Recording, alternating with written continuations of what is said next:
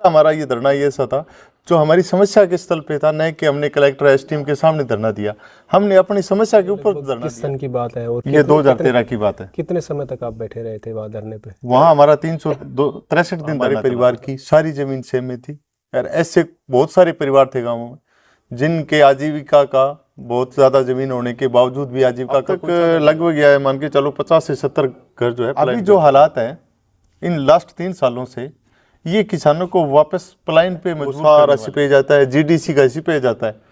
तो ये मान के चलो अगर हालात ये रहे तो एक बार फिर पलायन की ओर मजबूर होना, पशुपालन से दूध बेच के अपना जीवन यापन कर लेते हैं। दूसरी गांव में हम जब पहुंचे तो हमें यहाँ एक शख्स मिले जिन्होंने डिजिटल मीडिया आने के बाद इन्होंने एक सेम पीड़ित किसान संगठन के नाम से एक व्हाट्सएप ग्रुप बनाया, इसके अलावा फेसबुक पेज बनाया और एक अलख जगाई ताकि ज़्यादा से ज़्यादा लोगों तक ये बात पहुंचे कि सेम पीड़ितों के लिए कोई संगठन या कोई किसान सारे मिलकर कुछ काम करना चाह रहे हैं, सरकार तक अपनी बात पहुंचाना चाह रहे हैं। इन्हीं से बात करते हैं।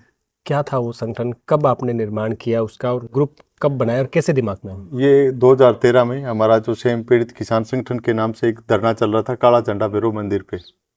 तो सेम पीड़ित किसान होने के नाते मेरी भी वहाँ उपस्थिति दर्ज हुई और वहाँ मैंने देखा कि अनपढ़ गरीब किसान जो बैठे थे वो उम्मीद की अलग जगह बैठे थे मीडिया से। वहाँ अखबार वाले बंधु आते थे, कोई कभी कोई आता था कभी नहीं आते थे, तो उनकी वो जो बात है आम जनता तक नहीं पहुँच पा रही थी।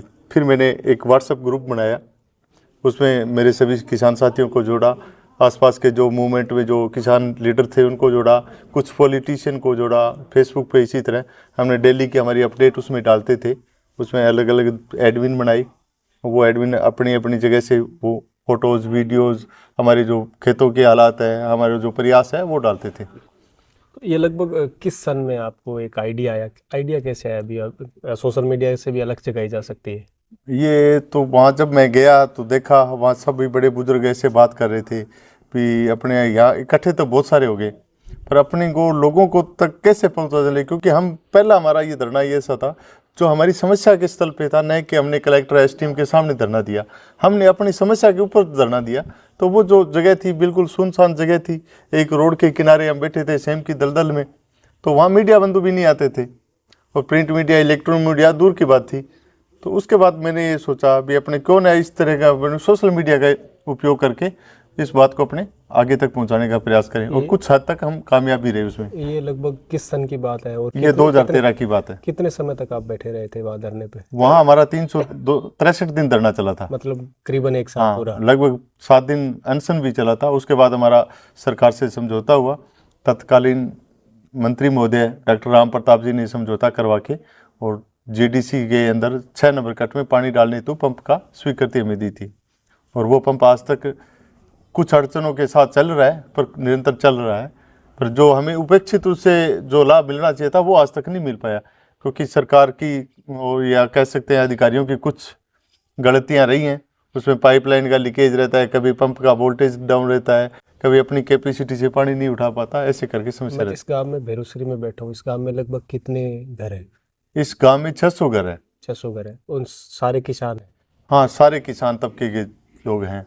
लगभग आप मानो 600 परिवारों की कोई ना कोई, किसी के बीघे 2 बीघे, कितनी लगभग सबकी ज़मीनें हैं? मैं अपनी बता देता हूँ, हमारे परिवार की सारी ज़मीन सेम में थी और ऐसे बहुत सारे परिवार थे गाँव में जिनके आजीविका का बहुत ज़्यादा ज़मीन होने के बावजूद भी आजीविका का कोई साधन नहीं रहता।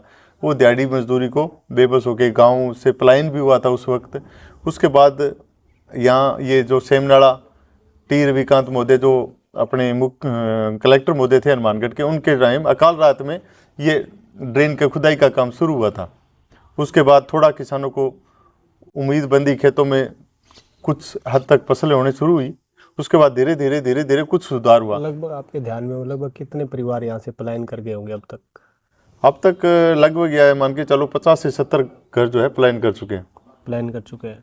तो अभी अगर, क्योंकि फसलें तो हो नहीं पाती, तो अब परिवार लालन उस पलायन के दौरान पिछले 10 सालों से मान के चलो जिन लोगों ने पलायन किया था उसमें तो कुछ परिवार वापिस आके यहाँ अपने खेत में जोत करने लग गए थे। अभी जो हालात है इन लास्ट 3 सालों से ये किसानों को वापस पलायन पे मजबूर करने वाले हैं, क्योंकि जीडीसी में लगातार पानी आ रहा है। हरियाणा के जो सेम का पानी है वही जीडीसी में आ रहा है, हिमाचल और पंजाब का अतिवृष्टि का पानी है वो भी इधर आ रहा है। यहाँ जो हम बैठे हैं अपने इस साइड में, जो घग्गर डिप्रेशन नंबर 1 है उससे लेके 15 तक पानी भरा खड़ा है, वो सारा सिपेज जाता है, जीडीसी का सिपेज जाता है। तो ये मान के चलो अगर हालात ये रहे तो एक बार फिर पलायन की ओर मजबूर होना पड़ेगा।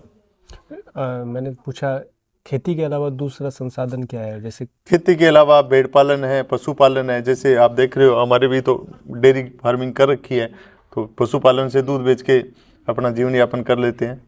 दिन में जो खेत बंजर है वहाँ पशु चरा सकते हैं और फसल तो हो नहीं सकती, भेड़ बकरियाँ हैं, पशु वो चराने ले जाते हैं। ये थे हमारे साथ पवन, जिनसे हमने बात करने का प्रयास किया। एक बड़ी ही गंभीर समस्या है इस गांव की। इस गांव में किसान ज़रूर हैं, लेकिन किसानों के पास ज़मीनें होने के बावजूद भी वो अपने खेतों में काश्त नहीं कर पा रहे हैं। अब इनके पास सबसे बड़ी समस्या यही है कि सरकार सुने तो इनके खेतों में कहीं ना कहीं फसल लहलहा सकती है, लेकिन सरकारें उस स्तर पर नहीं सुन पाती जिस स्तर पर ये सुनाना चाहते हैं। अब ये मांग सिर्फ इतनी सी है कि हमें इस लायक बना दिया जाए कि हम अपनी ज़मीन को जोत कर उसमें से फसल और अन्न पैदा कर सकें।